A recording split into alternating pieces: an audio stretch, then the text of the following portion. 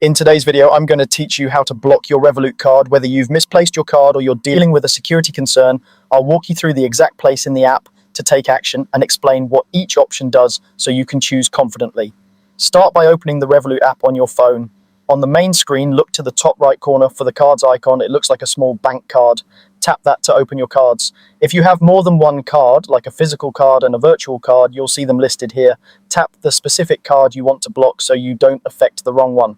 A quick tip, double check the last 4 digits and the card's color or label to be sure you've got the correct card selected. Once you're on that cards page, you'll see 2 clear options. The first is freeze card. The second is block or terminate card. Here's what they mean. Freeze card is a temporary lock. Think of it like putting your card on pause. As soon as you freeze it, transactions are blocked, including contactless payments, cash withdrawals at ATMs, and online purchases. If you find your card later, you can simply unfreeze it from the same place, and everything will work again right away. This is ideal if you suspect your card is at home, in your car, or buried in a bag, and you just want to be safe while you look.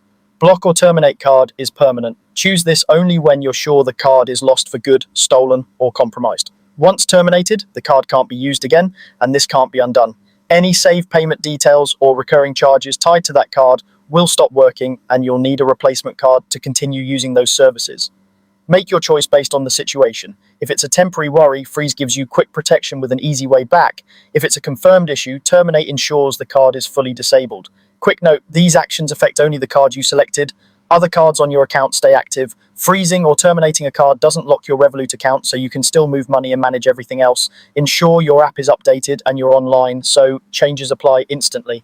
And that's it. Your Revolut card is now blocked in just a few taps. Remember, acting quickly helps prevent unauthorized transactions, and the app makes it simple to switch between a temporary freeze and a permanent block as needed. Thanks for watching, and stay secure.